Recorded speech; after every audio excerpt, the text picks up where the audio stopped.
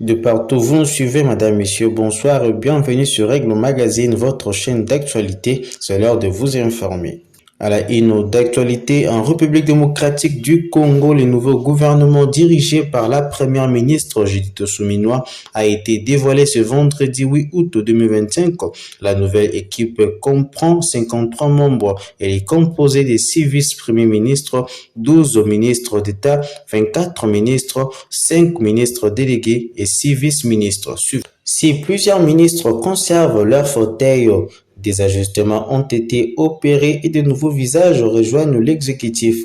Parmi les nouveaux membres, on retrouve Adolphe Muzito qui prend la tête du ministère du Budget. Floribert Azulumi est nommé à l'intégration régionale. Grâce au Coutinho devient ministre de la Jeunesse et Eliezer Tambwe est nommé ministre délégué à la Défense et aux anciens combattants. La liste des membres du nouveau gouvernement se présente de la manière suivante. Vice-premier ministre, Intérieur, Sécurité, Décentralisation et Affaires coutumières, Jacquemain Chabani. Transport et voies de communication, Jean-Pierre Bemba. Défense nationale et anciens combattants, Guy Kabombo Modiavita. Économie nationale, Daniel Mukoko Samba. Au budget, Adolphe Muzito. Fonction publique, modernisation de l'administration et l'innovation, Jean-Pierre Liao. Le ministre d'État. Plan et coordination de l'aide au développement, Guilhem Nyombo. Affaires étrangères et coopération internationale, Thérèse Kaikwamba. Agriculture et sécurité alimentaire, Moïdo Nzangi Boutombo. À l'industrie, Aimé Bougie. Affaires sociales et actions humanitaires, Evo Bazaïba. Justice et garde des Sceaux, Guillaume Ngefa. Hydrocarbures Acacia Bandoubola, éducation nationale et nouvelle citoyenneté, Raissa Malou, formation professionnelle et métier, Marco Ekila, urbanisme et habitat, Alexis Guissaro, développement rural, Grégoire Moutango, relations avec le gouvernement, Guy Luando. Ils sont nommés ministres des Finances, Doudou Fomba, pour la santé publique, hygiène et prévention, Samuel Roger Kamba, au commerce extérieur, Julien Paluku, environnement et développement durable, Marie Nyange Ndambo, infrastructure et travaux publics, John Banza Lunda, enseignement supérieur et universitaire et recherche scientifique, Marie-Thérèse Sambo Ayane Safi. Emploi et travail, Ferdinand Massamba ou Massamba. Poste, télécommunications, nouvelles technologies de l'Inde, José Panda Kabangu. À l'économie numérique, Augustin Kibasa Maliba. Au ministère de Mines, Louise Kabamba Watoum. Ressources hydrauliques et électricité, Aimé Molendo Sakombi. Communication et médias, porte-parole du gouvernement, Patrick Mouyaya. Entrepreneuriat et développement, Justin Kelumba. Aménagement du territoire, Jean-Lucien Boussa. Tourisme, Didier Manzenga. Pêche et élevage, Jean-Pierre Chimanga Bouana. Culture et art, Yolande Elebe. Droits humains, Samuel Mbemba. Intégration régionale, Floribert Anzuluni. Affaires foncières, Onej Ntele Pimpa. Sport et loisirs, Didier Boudimbu. Portefeuille, Gélie Mbouyi Chikou. Jar, famille et enfants, Micheline Oubachek. Jar, famille et enfants, Micheline Kalama. Jeunesse et éveil patriotique, grâce au Emi Coutinho. Ils sont nommés ministres délégués. Affaires étrangères, francophonie et diaspora, Crispin Mbandou. Environnement, nouvelle économie durable et climat, Arlette Bahati Tito. Urbanisme politique de la ville, Angèle Bangassa Yaoyo.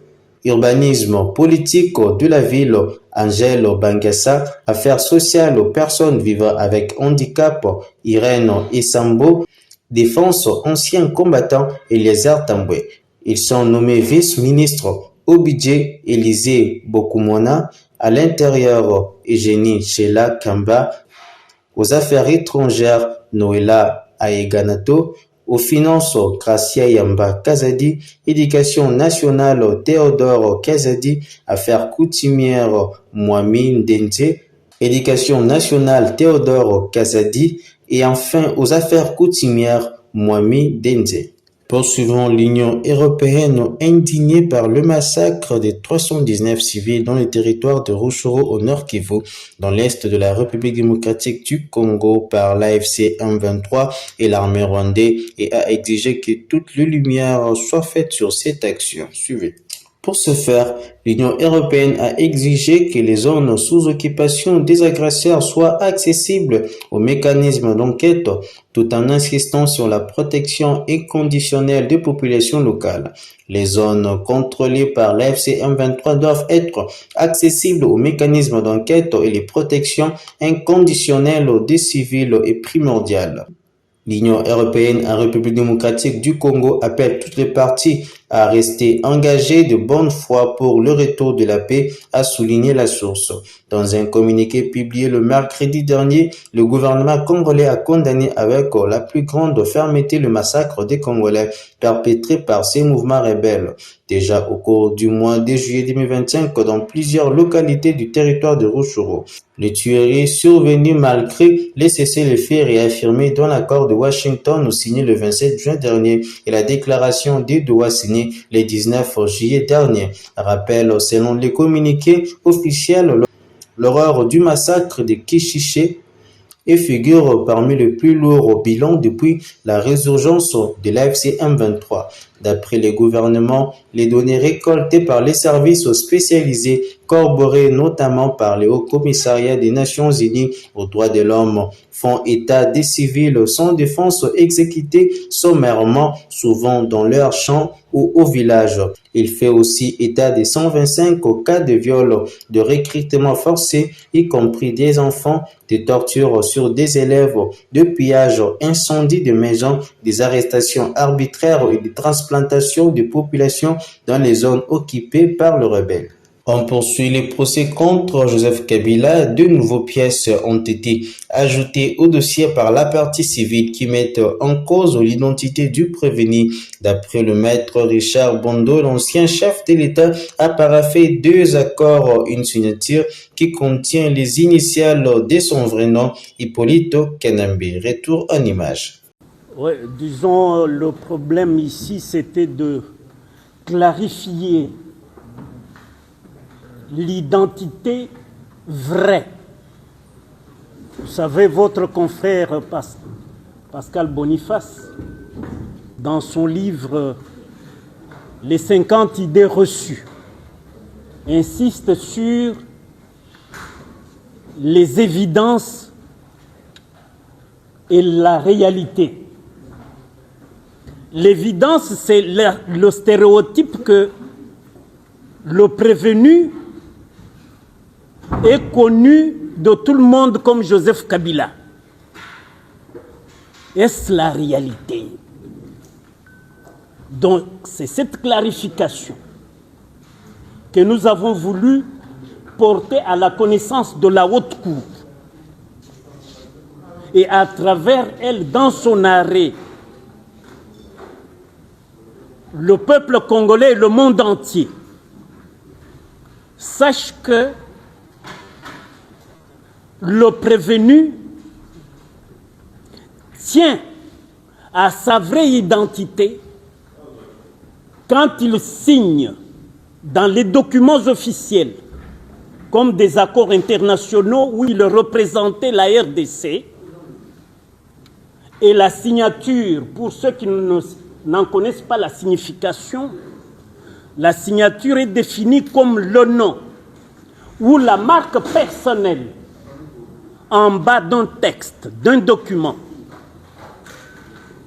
Et le texte que nous avons produit, c'est 2 accords internationaux où M. Kabila, connu comme tel Joseph Kabila, en 2007, signe Joseph Kabila tout court, c'est dans le pacte sur la sécurité et la stabilité en RDC, dit l'accord de Nairobi.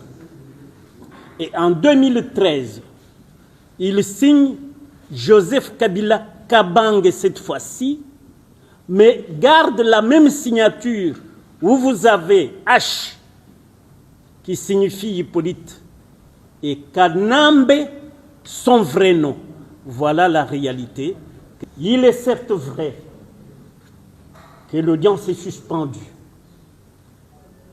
La prochaine audience, après les 2 semaines, les avocats de la partie civile que nous sommes, nous aurons décortiqué les pièces. Et avant le réquisitoire du ministère public, il y aura encore d'autres éclaircissements à apporter. C'est un débat que nous allons soulever ou proposer à la Cour. Après échange avec le ministère public, nous parlerons les premiers. Parce que les conclusions de la partie civile sont dites en premier devant la haute cour. Poursuivons, parlons d'autre chose à présent. Le service national a remis ce jeudi 7 août 2025 aux 500 bons pupitres à l'Institut supérieur pédagogique de Lubumbashi dans les Haut-Katanga.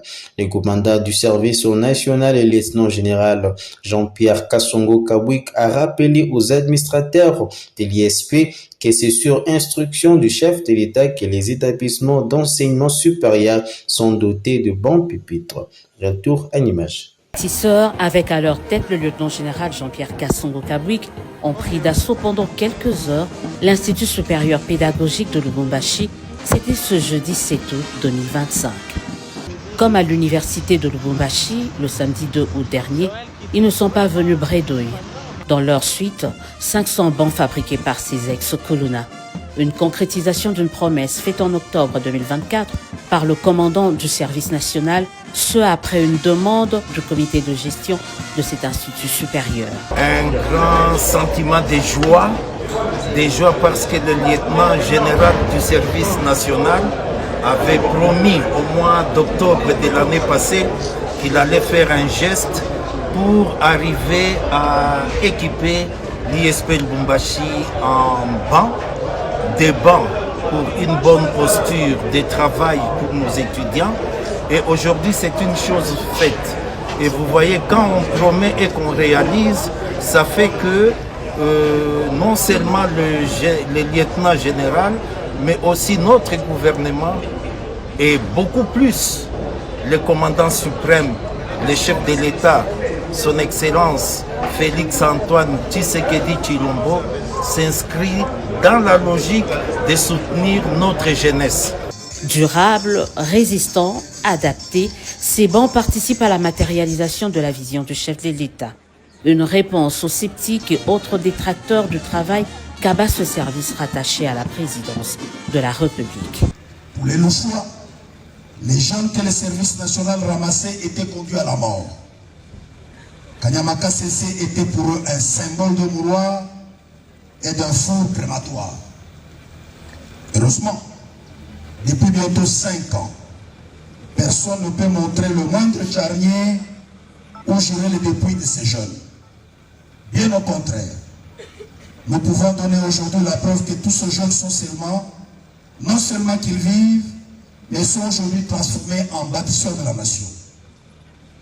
Ces jeunes qui, grâce à la magie de la formation et de la transformation, construisent des écoles, fabriquent de bancs, opèrent sur les engins agricoles lourds, conduisent des tracteurs, produisent du maïs, etc. etc.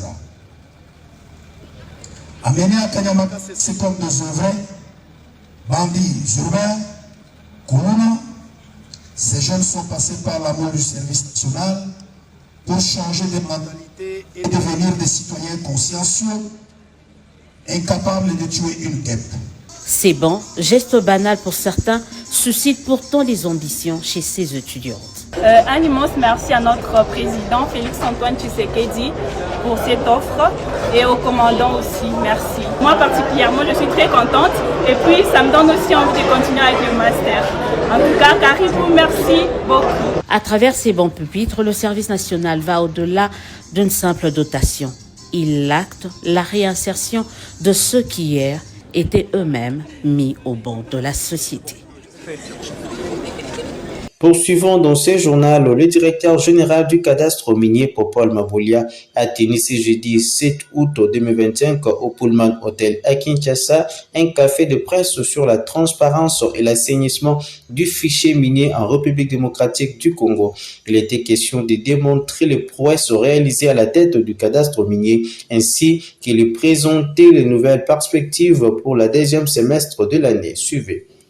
Placé sous thème transparence et assainissement du fichier cadastral minier, cap sur une gouvernance responsable du domaine minier national. Cette édition de 2025 met en lumière les avancées stratégiques enregistrées au cours de ces derniers mois de l'année en cours, soit au premier semestre conformément aux objectifs institutionnels définis et les perspectives à venir. Prenons la parole, le directeur général Popol Mabolia a fait le point sur les réalisations accomplies depuis son avènement à la tête de cette société publique de l'État. Il s'est également exprimé sur la mise en retraite de près de 200 agents à travers la République en abordant notamment les conditions financières qui leur étaient réservées après leur départ. Concernant les perspectives d'avenir pour le deuxième semestre, le directeur général du cadastre minier mise sur les avancées technologiques, notamment la digitalisation des données, l'avènement à l'intelligence artificielle et l'acquisition des drones afin d'améliorer et renforcer les recherches sur terrain. Notons qu'au cours de ces cafés de presse, le directeur général Popol Mabolia a annoncé l'acquisition d'un immeuble qui abritera les nouvelles installations du cadastre minier. À Kinshasa, le gouverneur de la ville-province de Kinshasa, Daniel Bumba, a tenu une réunion avec le dirigeant des régies et des services publics de la ville-province de Kinshasa et leur a informé que l'argent de l'État ne doit pas être dilapidé, mais plutôt bien utilisé pour transformer la ville de Kinshasa. Et ceux qui vont s'hasarder seront arrêtés selon les dires du gouverneur. Encore une fois, retour en image. L'implémentation de la vision du chef de l'État s'est fait par un courroie qui est justement l'administration, les organismes publics, les services publics et puis voilà, tout cet ensemble. Pour la ville aussi, je dirais pareil. Quand nous parlons de la vision du gouverneur, la vision ou l'orientation politique du gouvernement provincial, l'interface de cette vision-là avec la population, c'est justement de structures que vous êtes. Vous voyez? C'est des services publics que vous êtes qui feront en sorte que ce que nous méditons, ce que nous avons projeté, pour que cela atteigne l'équilibre, ou soit pour que l'objectif soit matérialisé, cela passe par vous. Donc vous êtes justement ce courroie-là qui fera en sorte que notre politique soit implémentée, notre politique soit réalisée au profit de Kinois. Donc, parce que quand on dit vision, nous l'avons écrit, nous l'avons pensé. Mais il y a une chose, cela doit atteindre les Kinois. Nous voulons bien dire que nous voulons assainir la ville de Kinshasa. On peut dire tout le gros français d'assainir la ville de Kinshasa. Mais il faut qu'il y ait une structure qui fera en sorte que les Kinois sachent que dans leur politique, l'assainissement est en train de faire. Là, je prends le cas de la Raskin. Ils doivent voir la Raskin dans ses missions, être sur terrain, accompagner la propriété publique. Donc, vous devez comprendre le bras agissant de notre politique, ce sont vos structures. Donc ça, c'est vraiment quelque chose, c'est le credo au footballeur en haut. Donc si aujourd'hui les gens vont se plaindre au nom du gouverneur, c'est quelque part parce que vous n'allez pas accomplir votre mission. Donc si vous accomplissez votre mission, ou vos missions, les gens ne vont pas s'en prendre en notre politique. La concrétisation de notre politique, c'est le travail que vous réalisez au quotidien. Je profite de l'occasion aussi pour vous féliciter et vous rappeler que Kinshasa attend beaucoup de nous. Vous connaissez l'état de notre ville, c'est même pas à décrier. Mais ça dit que la satisfaction viendra justement dans le cadre de l'exercice de vos fonctions. Si aujourd'hui nous voyons des véhicules en désordre dans la ville de Kinshasa et que les gens veulent que cela termine, c'est la Fouria qui doit faire ce travail. Si nous voyons les voitures en désordre dans la ville de Kinshasa, c'est que région on ça bientôt. Donc si vous ne faites pas votre travail, nous aussi ne serons pas bien cotés. Il faut qu'il y ait une gestion transparente. Surtout en Mbongo. Le rat est sur Mbongo, c'est Bela, Bolo Rotambongo, Mbongo, et ça pour ça là. Le cadre budgétaire, il a fonctionné bien organisé. Bon, à l'État, ça va s'arranger. Parce que comme je vous ai fait confiance, il a accepté qu'il faut un Kangabino. En ça, là, je ne vais pas hésiter.